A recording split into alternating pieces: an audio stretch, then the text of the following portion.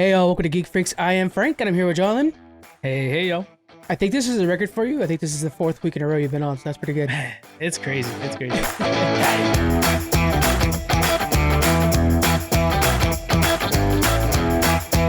right, we're going to kick things off right away with our question. We actually are posting our question a week beforehand, so you guys can get your answers in. We're going to read them out, join in on the fun.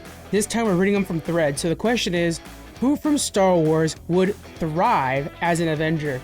We have a lot of answers on this one, but I'm going to go with a few here. We have Chaos in Comics. He says Lando. I thought that was a really good idea. I think the banter would be super good. We've got Chris Morrow, who thinks Anakin, Yoda, Mace Windu. Mace Windu has that kind of like badass personality. That'd be super dope. A lot of people said Chewbacca, including Dr. Quinn and Silver Canuck. These are great names. These are all on threads, guys. I said Poe Dameron, see how they would do against Moon Knight, which, yeah, again, same actors, that's super cool. Alien Bed Phoenix, that's a dope name. Darth Jar Jar, I'm a big Darth Jar Jar fan, I believe in the theories. And then Scofie says Yoda, using the GIF for Yoda. And then we have some, Mark, I'm going to say Mark, it's a long name, but Mark says Rey, and I think Rey would do really well. A bunch of them, guys. Shout out to everybody who messaged us on threads with that, I appreciate that, but that's some really good ones. What do you think about some of these? What are your thoughts? Yeah, I like the idea, Ray. Really, I think anybody that's force sensitive, someone strong with the force would be cool. I love though Kylo Ren and his whole backstory and his character. So it's like to see that bad kid turned good, kind of a Punisher story, but put him into the MCU. I think that'd be pretty cool. All right, so this week it's gonna be kind of a short one because it's just a few big stories. We got the Microsoft layoffs. We have new trailers for Avatar and for Ghostbusters, and then we're gonna be talking about what we're gonna be watching next. First, start off with that Avatar trailer. Jonathan, you just watched that trailer. We had a big interview with Entertainment Weekly. Yeah, I just can't wait. I'm so hyped for it. It looks so good. I'm glad we got to see some clear bending. We got to see, I think, each form of bending, and so far it looks very promising. It looks like they did a really good job. I like when you see the air scooter that it doesn't look too gimmicky or too fake, but I think they kind of blended it well to where you can see the air, but it's not, it's not a cartoon. It's not silly. Not too fake, but I'm glad they went for it because I don't think the 2010 movie would have gone for it. And you could tell like and that's another thing too I really like about the trailer, what we're seeing so far is those are characters I could name off of the actual series. Like King Boomy and stuff like that. Like those are characters already. Yeah. Yeah. And I like getting to see some of Sokka's personality come out in the trailer. It's like good. He's not, same thing. He's not too kiddie and overly funny, but he's more realistic to fit the character, in a live action form. And it's perfect. Like, let's see the rest of it fleshed out that way. It looks good. That's one of the things we learned during this Entertainment Weekly is really great interview with all the cast. And they were saying that Sokka is not going to be sexist or like this. I like to think of it as like a sex crazy teenager, right? Yeah. He's going to be a little bit more fleshed out. And one of the things we want to focus on is the trauma on the family after the Fire Nation tore apart the Water Tribe, because remember the dad's out there fighting the Water Tribe and stuff like that. So we're going to be learning more about that. And that's awesome because in the show, I mean, it was primarily made for kids, and so we're trying not to dwell on the hardships they're dealing with. But in a live action series like this, which I'm pretty sure we're the target audience, the kids that watched it when we were younger, we can handle that kind of emotional turmoil or whatever. So I think it'd be cool to really kind of dwell on that heavier side of it. And they reference back to the struggles they had in their past or growing up, but not with much weight behind it. It's always kind of glossed over. So it'll be kind of cool to see it more realistic. Yeah, and I think Sokka's a really great example of how the writers discovered who that character was as the show went on, because we got to see, like, by the end, it's all about him being a leader, and that's the thing that he does. Like, everybody has bending, but he's a leader. And, him finding that sword made out of a comet and getting that made, that was a really big turning point in his character. And all of a sudden now, Sokka actually has value instead of just being the annoying brother that's in love with the Moon Princess and then in love with the Kyoshi Warrior and stuff, And rescuing his dad and proving to his dad that he's a warrior, and this, getting that kind of like, no, you're a better warrior than I could ever hope to be, and you're gonna lead our people now. He's trying to save his dad. Like, finally, we got our leader back to keep us going. And he's like, no, passing the torch kind of thing. It's like, oh man, that's so cool, because we see Sokka grow from being that annoying little brother to being a strong leader. But I don't know. I'm so excited to see it in live action. Yeah, it kind of, now that we're talking about this and we're talking about Star Wars just before this, it reminds me much of like everybody else's Jedis. but you still want that Rebel Alliance, and he is very Rebel Alliance. Like his dad was definitely Rebel Alliance out there with just a couple of the water canoes and fighting. Yeah, I wonder if in the writing that was the character that we could most relate with. That's the audience's, character. Yeah, maybe. That could be. Some of the other things we see from the trailer, of course, familiar character, familiar faces. It looks like we're getting full Fire Nation, and we've learned from the interview that we're actually going to start the show off with not them discovering Aang, but the genocide of the air temples. So we're actually going to see the Fire Nation's attack. Do you think we needed that? I think that's a good hook, at least, if nothing else, because the series before starts in the Water Nation, and you don't really know what's going on. They find Aang, but it's kind of shrouded in a lot of mystery, and you don't know, anything about the war and stuff like that. So I think that would really kind of start it off with like, oh shit, there's a big bad out there. We know it's lurking out there somewhere. And then we see our heroes and credits start to learn their story. I think it's a good way to start it out. I especially like it with Aang's case, because if you look at how the show started, Aang's this happy-go-lucky kid. They find him. He's like a bubble of joy. We see his very first episode. I think it's a two-parter. He goes into Avatar state and thrashes the Fire Nation boat, right? So we're just seeing like, oh man, this kid's actually serious. But now let's think back. If we had seen him barely survive the attack on the air temple, and I don't think he actually just got out of the air temple thing. He didn't know about the genocide at all, but I'm sure that's how they'll play it off, right? If they're going to show it, I think the idea of showing it is showing that the Aang escaped it, basically, in my opinion. It could be wrong. Yeah, in the original show, he fled because he didn't want the pressure of being Avatar, and happened to get trapped in the storm. But I think it'd be really cool to see this kid who like survived this trauma, basically. Then we see that he's all joy and stuff like that, and we're like, oh wow, that's interesting. Kind of, we know that under that skin layer deep, he's probably broken. And then when he goes into Avatar state, it's letting that part out. It's embracing the emotion and the depth that's behind the character, And that builds this big emotional story where it would have a build up to a burst where he, just like we find him in the beginning in that cocoon of ice, he has emotionally compartmentalized. So that trauma he hasn't dealt with, it's just, frozen up inside him somewhere. And eventually he's going to have to break it open and deal with it. And it kind of makes that bubbly personality a little more palatable for live action, because then it's more of a mask and his personality. Like, it's not just his personality, but also kind of how he's coping with things. And then think about that scene where he's learning Fire Nation or firebending too soon, and he lets it go a little bit too much. Well, then it's like, well, if he's tapping into something that's not good, and has flashbacks which make him lose control of his emotions and lose control of his bending, that'd be pretty dope. Yeah, I don't know. There's pros and cons, but that would definitely make it interesting to add that element to it. That's the side of the live action that I'm looking forward to the most. Is like, let's see if we could kind of stretch out some of these characters and see if we can make things, like we're talking seasons from now, but once they get into that bloodbending, how's that bloodbending going to relate to, on screen and stuff? It's going to be so many cool things. That's going to be that episode will be like a horror movie. That'll be so cool. Oh yeah. And just the deep, like, I don't even know how, like, guilt that Aang would feel knowing that he was there when the Fire Nation attacked and he fled, and he's the only one of them that survived, and yet he's the only one that could have potentially saved everybody. The Avatar that's supposed to protect people, he wasn't ready for it, but that's the title you're given. And then all of a sudden it's like, maybe I could have done something, and it's like, no, there's nothing you could have done. Yeah. Well, in the Avatar state, he would have channeled all the other ones, whether really tried to. Yeah, he probably could have stopped the Fire Nation. Yeah, was it? And they were probably hunting him down. That's why they went to the air temple, to hunt him down. So it's like, if I didn't exist at all, they wouldn't even come for me. God. Okay. After they're done with the show, they got to make a what if series about it. Like, he would stay there and fight, and he becomes a white, a flame dragon that is Firelord or Avatar.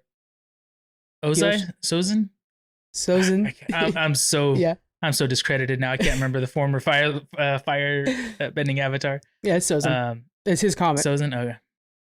Oh yeah. Okay. But yeah, imagine if he channels him and he's so enraged, channeling through Aang, that he forms a fire dragon that fights off the Fire Nation. Oh my god, that'd be dope. One of the things that they're changing too is we're not going to have Sozin's comet, so it's not going to be. Oh, okay. I think the reason they're doing that. They put on the. Well, if they do, so the kids are aging like crazy. They're saying that since Audition, it's been a few years, and like Aang's not a little kid anymore. He's very much entering into that preteen, teenage stuff. So they're like, okay, we're gonna have to kind of change the age of these kids as they go. So if we think about this, say we fast forward 5 seasons, and they're fighting the Fire Nation on their doorsteps, they're going to be young adults doing it. and it's going to be different than what we're used to as a show.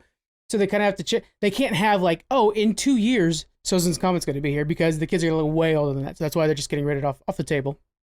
But I mean, they could write it in and time lapse between 3 episodes building the characters, and then a time lapse that skips forward a year and a half. Yeah. To where, oh shit, the comet's almost here, and he hasn't finished training. He's learned, water bending and starting on earth bending, but he still needs to find his fire bending teacher.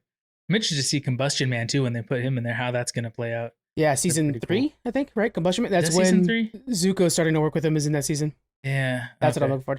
They said in the Entertainment Weekly interview that Zuko and Aang, that's one of the things they're most excited for, is showing that in live action. That hatred into brothers, like that transition is going to be such a fun transition on live action. Yeah, and because you see from the beginning, like Aang's always reaching out the olive branch, but Zuko's just swatting it away, and then finally he breaks down, realizes who he really is and all that stuff. And we see in that trailer the Blue Spirit, right which there, is right behind me. So dope. Yeah. Jonathan 3D printed that, and it's like, you should just mass make those. That's great. Right. Which is kind of the first time we see something more to Zuko. And speaking of something they could delve into more Blue Spirit, because we only got him once. And he's such a beloved character or aspect in the fandom, and yet only in one episode, only for a moment. So boy, they could really fill that out. We see him later on. We only see him once in season 1, probably. When do we see him again? He puts the mask on again in the Earth Kingdom when Aang gets captured, and he's in Dai. Yeah, Lake Laogai. Okay. Oh, I didn't know he used it there too. Okay. Yeah, remember they get invited to Lake Laogai. But I'm pretty sure. God, I'm terrible. I'm losing all kinds of credit. I think I'm gonna rewatch it. I gotta rewatch the old X-Men too, because we've got a lot of cool stuff coming up. But I think I'll have to go through another watch of. I've already watched it a few times, but I'll watch it again. Avatar. There's definitely a point where the mask comes off and Aang saves Zuko, knowing that the Blue Spirit was him. That's right. Yeah, they're like in a cave. Yeah. And okay. Yeah, I think that's Lake Laogai under that lake. Yeah, you're 100% right, John. So now we need to dive into that more. I want to know, like, did he get that mask from his mom or something like that, or? Oh, yes. Oh God. Yeah. Read the comics. In the comics. Yeah. Okay. Oh. I still have more to read too, but it's a good story. So what we're gonna do, we're gonna kind of shift conversations now, but I want to let you guys know we're gonna do a special Geek Freaks right before the release of Avatar. I'm hoping Jonathan will be on with me. It's gonna be all preview and talking about Avatar: The Last Airbender. We're gonna go into what we know from the comic books. You know more than I do, but I do know some from the comics and all that stuff like that. So that'll be fun. We're gonna dive into it, kind of get you guys all hyped up for Avatar, and then of course we're gonna review it, and then we're gonna review it here, and we'll do a review over at Challenge Accepted. So that'll be fun. All the episodes are releasing at once. That's gonna be tough. Yeah. Let us know if you guys want to see a live stream of us when we watch it. We can probably do that too. Oh, that's a good idea. Yeah, I can see doing that. I know that might be more work, but it is. But we'll figure it out. That'd be fun. Yeah. All right, moving on to the next show that we got. We got the Ghostbusters, a full length finally. Ghostbusters: Frozen Empire. Now, I grew up in the 80s. You're just shy of that. Ghostbusters is such an 80s classic thing, and the thing I really want to focus on in this conversation is how they're doing nostalgia this time, and I think this is the best way I've seen a nostalgia handled, where we have that new cast, and I'm excited to watch that new cast. They feel like the old cast. They have some connections, but also the old cast is there too, and they're bringing in the flavor. They're not necessarily the focus, but they are that extra punch, and so I think they're answering everybody's calls to action. I think this is perfect. What are your thoughts? So you think instead of passing the torch, they're handing the kid the flashlight. So dad's gonna keep working on the car, but the kid's gonna hold the flashlight and watch it. Like until you're the bringing point in the next generation. Until the point when the modem needs to be fixed, and the kid's fixing the modem, and the dad's like, "What's that now?" And so I think that's what we're seeing. We're seeing that transition. Oh, okay. Because right now, see their different skills. Yes. Nice. We're seeing like with this one in the new trailer, we saw one of the new toys they have is the drone that can catch them up in the sky. That's definitely new Ghostbusters, not old Ghostbusters. And so that's going to be a fun tool for the kids to be like, check this thing out. We got drones now. Yeah. And drone up. And it just looks so fun. I like that idea. Just a fun movie to watch. Yeah, that does look good. I'm totally getting fired for this, but I haven't seen Afterlife yet. But I did buy the first two. Yeah, oh my God. I know. I did buy the first two because my whole thing was like, I don't want to watch that until I rewatch the old ones because I haven't seen them since I was like 10 or something. Oh my God, Jonathan. So I watched the original one recently, or I say recently, 6 months ago. So I'll watch number 2 and Afterlife before this one comes out. I cannot believe I watched Afterlife. I've watched it like 3 times in theaters. It was just fun. Yeah, it was just a fun movie. I went with like Daniel. Daniel's like, oh, what do you want to do? Like, let's go watch Afterlife again. You know, so definitely watch that. You know, watch the old ones too. You don't need to, but you can. And I know you got to watch Deadpool as well. Yeah. So. Oh man. Yeah, I'll get there. You got that movie pass, so you won't be falling behind again. What I need to do is make an actual like list. Maybe I need to do it on paper or something because I keep losing track of the thing that I need to watch. So I end up just watching whatever. Yeah. But there's so many things that's like, oh yeah, I totally want to watch that, and then I forget it. I don't write it down. That has to be an app. There has to be an app for that. Yeah. If not, I'll make it. I don't know how to make apps, but yeah, if everyone listening, if you know how, help us out. We want an app called like Q or something like that. The list, whatever, where your friends can pitch to you things that you should watch or read or entertainment, restaurants to go to, whatever. And you can swipe them off your list or keep them there. You can move them to the top in priority, something like that. But somewhere that you can look when, you know, your wife's like, hey, we should go on a date night. Oh, yeah, well, hey, Joe suggested we should go to that hot dog joint down the street, whatever it is. And I really like the idea of on that app. It also said, like, I think you'll like this one because it reminds me of this movie. That's really good. Because if I'm like, oh, I'm in the mood to watch Kingsman. Oh, then you should watch Argyle because it's like that. That would be perfect. And within it, it's very simple to add links to where like, oh yeah, I do want to check out that restaurant. Here's a link to the website or the address, or here's a link to Fandango so I could get the tickets for that movie that they suggested or whatever. Make it smart. What, going back to this, what other franchises can you think of that's handled this, like bringing back, because everybody's doing it, right? Everybody's bringing back the old stuff. Nobody makes anything new. Can you think of anybody that's handled it this well? While I think about it, I'll mention Star Trek Generations, which brought the next gen and the original cast together in one movie. That was pretty cool. But yeah, this one's just handling, I think, even better than that. I can't think of any movies that have been, I know there's been tons of them. I can't think of any movies or series that we've had remade recently. I hate when they, like, Ghostbusters even tried it. Ghostbusters came out with the new cast. And I don't care about, oh, it was all girls. Like, I still enjoyed it. It was still a fun movie. But it felt like it was abandoning the old one. When this one's definitely not. This one's definitely like, no, this is a part of the old one. And I think that's key. Yeah. Because that way you're not that just... other one felt like a standalone for sure. It felt like standalone. Felt like it was just like, oh, this is a whole new thing. That's not how you're going to capture the same love. Like, I think Men in Black is a good thing to bring back right now. Like, I think they should do a brand new Men in Black. Yeah. You better have Tommy Lee Jones or something like that doing a quick wink at camera. Will Smith, you know, like we're past Slapgate enough. I'm ready for him to come back. You know, we better get him on camera. I talked about it on here a couple weeks ago, and it's still, to me, I feel dumb saying it, but Mean Girls was such a good movie. I don't know why I liked it so much. So if you liked the original, definitely go watch that. Did they have any of the original cast? Yeah. So Lindsay Lohan plays the judge in the that's cool. math competition that they do. Yeah. I'm sure there's more. Oh yeah. Tina Fey plays the character, the teacher that she was, and I believe the same actor that was the principal is the principal again in this one. I'm sure there's more. I just don't remember. But it just feels like the next generation, then, not necessarily like a whole new retelling of the story. Then, well, it is this story like word for word. Oh, okay. It is not word for word. They did make changes and stuff like that, but it's very much follows more or less the same events of the original movie. Yeah. But yeah, I think it's better than the original one for sure. That's crazy because I know a lot of people are like worshiping the original one. You know what's funny to me is you have Movie Pass now, so you're watching a lot more movies, right? You've seen both the top 2 movies in the box office. You haven't really talked about it much. One is Mean Girls. The other one's The Beekeeper. What are your thoughts on The Beekeeper? Oh yeah, The Beekeeper was actually really good. So I would say if you like I like old Jean-Claude Van Damme movies. We watched those a lot when we were kids. Or Jason Statham movies in general are really good, but they're really good like B movies. They're really good like kind of I just want to see explosions and fast cars and have a half decent plot line that I can follow through the middle of it. This is the best of that genre, I think. This is a really good B big action movie. For real? Wow, that's high praise because we used to watch a lot of those and would love them. I couldn't tell you we've seen Hard Target, Jean-Claude Van Damme with the terrible accents. That's pretty high praise.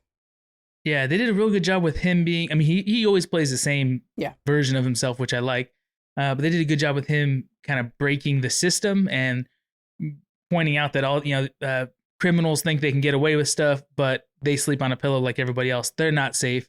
Even if you are behind, guarded by 10 guards, he's guard number 7. You don't realize it, kind of thing. Like he can cool. infiltrate whatever you're in. So it was just really well done. So I would definitely say check it out. And it very much has like a modern twist in it where it's not, the old criminals that are cryptocurrency or something like that. Yeah. So what it is, it's scammers that are taking money from old people. And man, like, I do want to hate those. I hate those people. That's perfect. Yeah. And they make this little network, and it's all about just turning over numbers, and you get somebody on the hook, and then you convince them to click on a certain button on your computer, and before you know it, their bank accounts are emptied out, and somebody he knows and cares about gets scammed, and he's like, okay, so this whole system needs to get destroyed from the ground up, and he does it. He gets it all the way to the end. It's pretty dang awesome. I'm so much more invested because I hate when like action movies nowadays, those somebody's got to still employ John Travolta or whatever.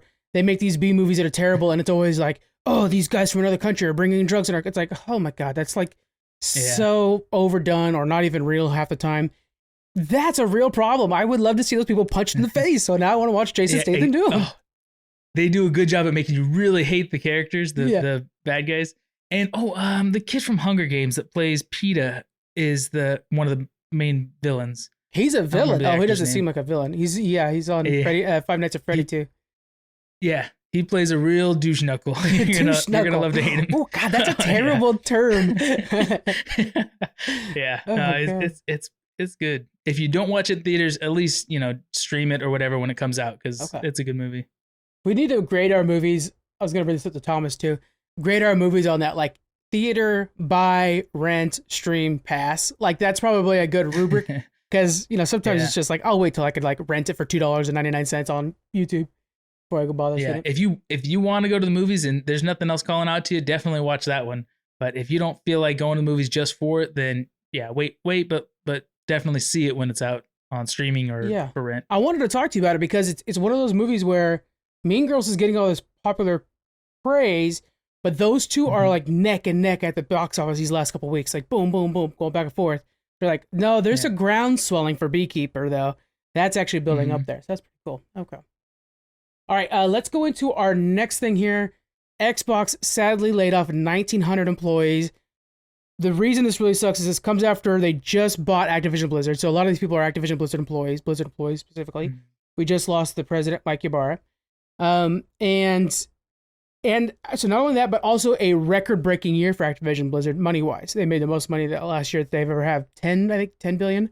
What do we do about this as a consumer? How can we voice our frustration? What do we do? You gotta talk to your politicians, I guess, because it's these anti-monopoly laws that we need to put more into, because these companies just merging together, that's just a very common byproduct of big companies merging, is you don't need 2 receptionists at the front desk. Redundancies, you thin it out. And like, well, we had 2 big companies doing 2 big jobs, and we got to pick as a consumer, and now it's just one big company doing one job, so we have less choices as a consumer, less competition in the industry, and 1,900 people that just lost their jobs. So like, where are they going to go? Maybe they're going to go to the mom and pop, developer that's trying to make a game, but there's not enough of those staying afloat to take on 1,900 people. So their careers just got wasted. They spent all this time investing into a certain skill set, and now they're going to be working at Starbucks or Wendy's or something like that. And that's devastating for these people. So do you think that's an unannounced assumption when they're going to buy Activision Blizzard? Like Microsoft already knew, hey, we're going to let go about 1,900 people. Do you think they knew that going in? Or was that something after they got the books? They're like, oh, we don't need this many people. What do you think? Well, I think before they do an acquisition like that, they go through each other's books probably. That's fair. Or determine like, is this, they have to have a financial plan. If we buy this for X amount of, billions, how much millions per month or year or whatever can it make? As they do all the smart people math stuff. Yeah. But in that, I'm sure they had to estimate about how much they'll have to cut in, labor costs, and that was probably already calculated, I imagine. You're saying we get a hold of our politicians. What else can we do? I don't know. I mean, we could boycott, Activision Blizzard, Microsoft, any of them to protest it. But I really don't know. I've never done anything to make any significant change. What do you think? Well, as a whole, though, we could make a significant change. Now, here's my problem with that, because you're talking to a guy here, obviously as a Blizzard diehard now, obviously part of this whole conglomerate, right? And I pay $15 a month to World of Warcraft for Blizzard. I have for a long time.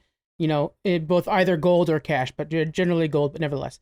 So my thinking is if I stop paying, and if enough of us stopped paying, and all of a sudden, oh boy, they're filling it, what's their reaction? Is it going to be, oh, we messed up, let me hire that 1,900 back? Or is it, let me lay off more to make up for the loss? Yeah, it would be nice to think the nice answer would be their solution is, oh man, we should bring back those employees and or build another division that we can then rehire these employees into or something like that. But they'll probably say, oh man, we lost 20% of our World of Warcraft subscriptions. Let's just delete that game. Oh. Let's stop supporting World of Warcraft. Yeah. You know what? That's a dying game because when we bought the company, the fans seem to not be interested in it anymore. It's costing us too much money to run. So let's just phase it out and we'll reinvest that money somewhere else. It's like they'll probably just keep strip mining the company until it makes them profit. After this conversation, I'm going to sub to 2 different accounts. Right. Just have a couple extras. Please don't. That's my escape from this world. That's great. Yeah, I think our best option as a consumer is to voice our opinion and voice it often and loud. Social media is garbage a lot of times, let's be honest, but it is a place where we could, find other people with like-minded, ideas. We like to talk about Star Wars. We talked about Avengers and Star Wars just now. But it's also a place where they can get real-life feedback and that echo can reach them. So if you guys are complaining on Twitter, on Threads, Instagram and whatnot, Facebook, if you're using Facebook and you're over 50, then go for it. And I think we really need to voice it. I think we need to retweet when somebody posts something. Geek Freaks did right away. Something like that. I think that's our best bet. I just don't know what else we can do. It just sucks, Also take a step back and look at other game developers and see where's the next World of Warcraft game coming from. It might not be Blizzard. You might find an indie game that is so much fun, a new Minecraft, get in it when it's early and it's, being developed so you can help shape it and enjoy it while it's fresh before some big, corporation takes it over or something like that. Yeah. That does remind me, we have the Capital Creative Showcase coming up in April, guys, which we go to. It's a big thing for us. We like to do as much as we can for them because it's supporting our local community and the video game developers there. People that have just a computer and time and effort and make the game themselves. That's the ideal game developer. And so we're going to be doing that in April. I want to do a quick shout out to any of the podcasters who might be listening to us. If you're from the Sacramento area, come and hang out with us. Reach us on DMs, on emails, any way you can reach us. Let me talk to you. We could get you interviewing a lot of these cool developers. Share their voice. They'll share your podcast. It's a good back and forth. And just meet the vibrant community of video game developers here in Sacramento. So I just wanted to get that out too while we're talking about the indie developers. All right, last bit of news before we call it a day. We got our Supergirl finally announced. It's going to be Milly Alcock.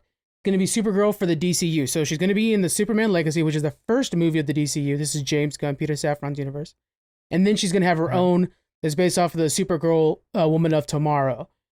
Milly Alcock, House of the Dragon, she is Princess Rhaenyra from the first half of the show. What do you think about that? Yeah, and she was already, maybe like 11 or something like that when we saw her there. Yeah. So by the time they get to filming and stuff on this, she's probably, I don't know, what, 14, 16, 15 years old? Yeah, probably around there. Yeah, she should be that. Okay. And that's how Supergirl, I think, does well in contrast to Superman. She is the older cousin, but there's some timey-wimey stuff that messes it up. But yeah, I think that works out really well. Yeah, I think that'll be good. I think that'll be pretty cool. I don't know. I wonder how they're gonna write her. Is she gonna be like the classic Americana, good girl superhero, or is she gonna have a more modern twist of, uses profanity or something like that, something to make her, I don't know, relate better with the modern woman. I don't know. The casting for this Superman Legacy coming up, it is all straight from page casting. Yeah. Jimmy Olsen looks like Jimmy Olsen. Superman looks like Superman. Yeah. So I don't think James Gunn wants to veer off of it too much. I think he's just like, look, I got a home run. I just got to hit the ball. And I think that's what he's doing. Plus, from what we're hearing is Supergirl is going to be kind of one of those characters that, like, Superman we see when, go from movie to movie, but Supergirl might be that kind of Wong-like character for the MCU that kind of just weaves a lot of the movies together a lot of times, which I'm cool with that. I think that'd be really fun to have a kind of a Superman level character doing that. Yeah. Okay. So Milly Alcock got that, and then we also hear from Daredevil that what's his name? Wilson Bethel is returning. So Bullseye will be in the new season of Daredevil. So we have some set photos to show that the sign on the new attorney's office is going to be Nelson, Murdoch, and Page. which is a follow through from the Netflix series when they're like, oh, we're going to make it, so Paige is part of the attorney office. What do you think about sharing set photos? I talked about this on Threads, and it was split pretty 50-50 on whether or not people should share set photos or not. What do you think? Like actors are sharing photos? No, people are watching them film, taking pictures of it, posting online, and then of course, like it's exciting to share that. But like, also, if you were to just wait for the show to come out, that would have been a cool reveal that, look, Karen Page is part of the attorney's office now. And I like, from a business standpoint, I think you're kind of hurting the studio by doing that kind of stuff, because you're leaking out their shock and awe, the thing that someone's going to see, hinted at in a trailer that's going to get them to want to watch the show. And, paying to watch the show is one thing, but how much you enjoy it when it comes out is another. And if they're getting these leaks that are just kind of ruining that excitement, then that ruins the product, and it's bad for that company. So I'd say, like, as much as we like that stuff, let's speculate without ruining it. Let's not go to the set and actually, it's spoilers. You never want to hear a spoiler of something that you're excited about. So yeah, I think we should not do that. Not take set photos and leak them. Yeah, I think you're right. And then with Deadpool, like, we know a lot of the characters that are in Deadpool because people are just taking with super great lenses, taking pictures from half a mile away of like, oh, hey, look at that character that everybody knows is on set. Yeah. So it must mean they're coming back. I think what we'll do as a podcast in that sense, and I'll do it on our social media as well, is do clear spoilers saying, if you guys want to see this picture of, the sign that proves that Karen's part of the, then I'll make sure to share it that way. Yeah. But I think that's our best bet. Once it's already been leaked on the internet, it's everywhere else. I think it's okay for us to go ahead and share what other people have leaked, but the people that are going out there and finding it. Another thing is the studios, we have to pay X amount in general on average or whatever to watch these movies and TV shows and stuff. If the studios have to invest more in security and put up a dome around their studio or something like that, we're going to pay it. We have to, they have to put tall curtains that are 10 feet or 50 feet or something stupid like that. Make a golf course net all the way around, but, closed in. Like, it would be dumb, or protect from drones, and they got somebody out there with a shotgun shooting down drones or something. I don't know. But it seems ridiculous. But yeah, that'd be kind of fun. But in the end, if they do have to take those measures to protect their product, then we're going to be the ones that have to pay for it by higher ticket prices or streaming prices or whatever. So let's not try and ruin the product that we like to see so much. Let's be patient, get excited, make guesses of what we think it's going to be, and then find out when it comes out on TV. Yeah. So let's go ahead and get into what's coming up next. We have a lot of good movies and stuff. We're starting to get into that, new year, new movie, new series thing. Obviously, Avatar: The Last Airbender, we're super excited for. Another one that's coming out this month is we have Madam Web. What's your hype level for Madam Web? Oh, so I was already hyped when I saw the trailers. The fact that there's a little touch of time travel in it, but it's not hopefully not exploiting this flexibility of manipulating time. Yeah. It looks really good to me. And then my wife said, hey, I totally want to see that movie when it comes out. I'm like, what? You want to see a good action movie? I'm down. So, I'm definitely going to be seeing that in theaters as soon as it comes out. That's coming out on Valentine's Day. You guys going to watch it on Valentine's Day? Maybe the weekend after, but we talked about maybe going Valentine's Day, but it's like a Wednesday, so I don't know. Stay up late, but maybe. And then this is actually March 1st, but it's just so close. I'm super excited for it. And that's going to be Dune 2. So I think we're going to have to do a special Dune preview show as well for Dune. You and me did a post one for the last one I really liked, so I think we'll have to do the same thing for Dune. Yeah, for sure. I got to rewatch that. I got to rewatch that for sure. Also, did you ever watch the show Abbott Elementary? Oh, I love Abbott Elementary, yeah. It's kind of, okay, yeah. The next season is starting in February too. Okay. And that's one of the few shows that, I mean, me and my wife watch a lot of TV together, I guess, but there's not a lot of shows that she really gets engaged with. So it's one of the few that she really likes. So it's a fun thing to watch together. Good family-friendly show. Okay, that's a good one. The next big movie that I'm going to be watching this, and we're going to be reviewing it on both this podcast, and I might get something up for Challenge Accepted, is going to be Argylle. It's coming out February 2nd. That's created by the team that did Kingsman, and the quick synopsis of that is it's an author who writes spy thrillers and finds out that it's all true. So shit goes crazy. Yeah. All right. Were you planning on watching Mr. and Mrs. Smith on Prime? I haven't planned on it, but are you gonna? I love the old one. I should watch it. I do like the cast. Yeah. I mean, I love Donald Glover, so I would love to see something else with him in it. But I didn't care for the old Mr. and Mrs. Smith that much. It wasn't one of my favorite. It was a movie back then. Yeah. So I don't know. I've debated about it. I do have Prime, so I might give it a couple episodes. Especially, you know what I should do? I should give it a couple episodes watching it with the wife, because if she likes it, then it's for sure it's something that we could watch together, because there's not a lot of those, but that might be a good hook for her to get her into another kind of action show too. And I mentioned this to you at the gym, but I think Zorro would be a good show for her too. I think she'd really like Zorro. Brand new show out on Prime, and it's one of those things where it was not advertised. I totally forgot it was releasing, and all of a sudden I'm hearing a buzz from people who are Zorro fans with the Zorro audience, anyways.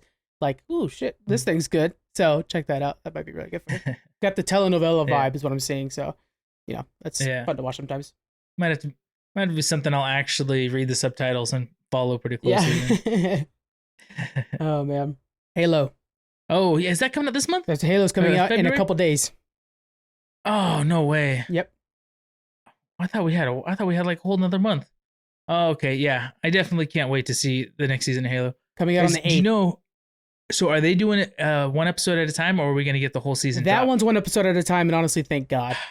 I know last time it was too, but I was hoping that they would kind of like just give us all like I mean, maybe they're trying to get people hooked and subscriptions or something like that. But hey, now we like it. Just go ahead and give us the whole season. So for that one, what we're going to do when it's one episode at a time, when we're going to review every episode on Challenge Accepted, which Thomas isn't going to be back yet after probably about mid-February. So if you don't mind, that'd be really nice. I'll do it with you. Okay.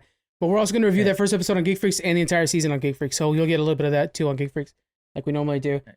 But I think from what we're seeing, it's everything we wanted from the first season. And they did mention that they're going to be more character driven. So you're going to learn more about Master Chief, and it's going to be actually feeling like him alone out on that Halo, like how it is when you're a player. I like that idea. I think this is going to be good. I think if you're a fan of the first one, you're going to like it. I think if you weren't a fan of the first one, there might be something there that you didn't see from before. You were saying that it sounds like Arbiter's going to be in the season, right? From the trailers, I'm seeing an elite that looks like he's a little extra badass. That has to be Arbiter, I think. I wonder if I know it's got to be super heavy CGI expensive to have an elite on screen, or have most of them, really any of them. But to make him like a big character where we start to, see character development in him, I wonder if they would do that with having to constantly put CGI on screen. You know what I mean? I think they have to. I think there's some things that you just have to do. You have to have Cortana, you have to have the Covenant, you have to have a Halo, and you have to have Arbiter. Because he's Halo 2, and then he's gone. He's not there the entire time, but he is a pinnacle character for that beginning of the Flood, understanding the Covenant side of things. I think he's important for that. Yeah. Because I just hope they don't do something to like cover his face or try to cut corners on the CGI. He's communicating through audio only, and then we just see him like in the distance jumping off rocks or something. Hopefully they do the close up. When it seems natural. I don't know. In my opinion, you can cut back on ship CGI. Like, we don't need as many ships if I can get an Arbiter, especially if he's voiced by Keith David. Because that would be, if we have the original Arbiter's voice, Goliath, talking to our Master Chief. Oh, yes, I'm there for that. That'd be so cool. Yeah. And I think they did a good job already establishing kind of the scale that they can do these big ship shots and stuff like that. So like you're saying, like at this point, maybe do a couple big ship shots when you're getting to location on the ring. And then once you're on the ring, you don't need that. Maybe get some open, get some open views every once in a while so you could see the ring, or you should really see the ring in all the backgrounds. But I think that'd be dude, it's so funny. When you said that right away reminded me, like, that is the most important thing on a Halo game, is that you have the ability to look up the ring all the way around you. Like, that's such a big deal. I didn't think about that on the show. In the background. But yeah, that means it's got a CGI element to every nature scene pretty much. Yeah. This has got to be an expensive show for them to make. I can't imagine. But Paramount kills it. Like, if you think about how they do the Star Trek shows, which I'm rewatching season 2 of Stranger Things right now. Strange New Worlds. My brain is so dead. Stranger Things is good too. Yeah, I'm listening to that soundtrack. That's why I'm all tied up right now. But and it's just like, man, this is MCU, if not better level CGI on this TV show for Paramount on Paramount Plus. It's not used a lot. Yeah, it's crazy. Yeah, so it's I think they know that they got a lot of Star Trek fans though. I think once they got into this whole Paramount streaming thing, and they had all the Star Trek on there, then it's like, oh, people are watching this stuff all the time. Okay, those are the fans that are keeping the lights on. Let's dump some more money in that direction. And I think that might be the reason Paramount Plus isn't going to go anywhere, because if you look at like So if you look at CBS's own properties, you have the Star Trek fans, you have the Halo fans, you've got Survivor fans that are never gonna not sub to because of that. Amazing Race and whatnot, Big Brother, yada yada. But if you look at like Netflix, I mean, I could sub to watch the next Stranger Things and then I could unsub. I'm not like tied to anything that's always gonna be established for them. That's true. Yeah, they always have some hot, fresh thing coming out that you want to see, but then it's not a reoccurring thing. It's right. You wait for the next groundbreaking show or something. I do the same thing with HBO. Yeah, I'm in between right now on HBO, which normally, I love it. All right, we're going to wrap things up, Jonathan. I'm going to go, let's do recommendations. My recommendation to you guys is go check out Argyle. To me, it feels like it's the beginning of movie season with this movie. It's nice, popcorn flick. Kingsman is so good. If you haven't seen Kingsman before, please go check that out. It's the same team that's making this, and they're going to make more Kingsman as well, but this is a side thing. I think it's going to be a fun little flick, and it's Henry Cavill. You just can't go wrong. Bryce Dallas Howard, I'll watch anything she does, both directing or acting. So, yeah, that's my suggestion. One thing I'm kind of excited about Argyle to go. I do want to see it. The trailer looks good. I like that we didn't hear about it like 4 years ago, and then get promised it 2 years ago, and then finally it's out now. There's so many things that just get stretched so long. It was like, hey, in a couple weeks you're gonna see this movie, and sure enough, it's out. It's like, oh, okay, that's a great. Get me excited about it and then give it to me. Don't get me excited about it and then make me cry for months. You know what I waiting love? For Avatar to come out. I first heard about this movie on a poster at the theaters, and I was like, oh, that looks cool. And then I looked into it. Yeah. I was like, when's the last time that's happened? At a theater seeing a poster that is like, oh shit, this worked. I that makes me think too. I can't imagine this not happening in the not too distant future with LED screens and stuff are so cheap now. Those movie theater posters, obviously right now they're still usually paper, but a screen poster would just be smart and easy to change out. But if you stand in front of that poster for more than 5 seconds or something like that, the trailer starts playing in its place. Oh, imagine how cool that would be. That's genius. Yep. That is genius. Wow. Yep. And then, a poster is the wrong orientation. So the top can be the title in big letters. The bottom can be like the cast or fun facts, or maybe just like a picture of the album art cover, or the DVD cover, whatever. But I think that'd be pretty darn smart. That's smart. Yeah, QR code where it'll go to the YouTube video if you want to watch it on your phone while you're walking. But at the same time, the theater probably wants to get your money, you watch your movie, and then get out so the next people can get in. True. So they probably don't want me standing there for an hour. For Christmas, Thomas sent me a movie poster, and it looks like it's like a legit movie poster for Hook, because that was the first movie that we did. And so it's huge. It's so huge, but it's like, man, this is a cool ass movie poster. And man, I love back in the day in the 90s and the 80s when they used to just like straight up hand paint things, like not just a picture of the cast. So my recommendation, I started watching a show on Netflix. I was trying to watch something else and it didn't work, and I was kind of lost. I was like, I don't have a queue. Nobody made me an app yet, so I don't know what I'm supposed to be watching. I went on Netflix and I found the show called Louder Milk that came out not too long ago. It is fun. It's funny. It's got the main guy from Office Space, which that's probably aging me already. I'm sure that's a pretty old movie by now. But he plays the same character, and it's about his mundane life where he's what do you call it? Like a AA meeting sponsor or leader for rehabilitation and whatnot. But it's just super funny, and you should totally check it out. And you were telling me about this as Will Sasso as well. So if you guys are Mad TV fans, Will Sasso in there. Yeah.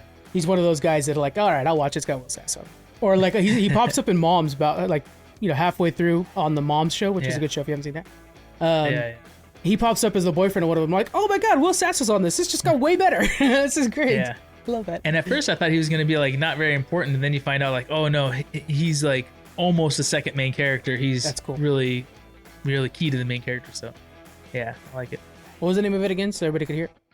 Louder Milk. Like the milk has been too quiet. You want to turn it up to have louder milk. That's the guy's last name. That's cool. Okay. All right, guys. That's our recommendations for the week. Thank you very much for hanging out with us. Again, we're going to have a review for Argyle and so much more. Check us out next week. Thank you for hanging out. Bye. Bye.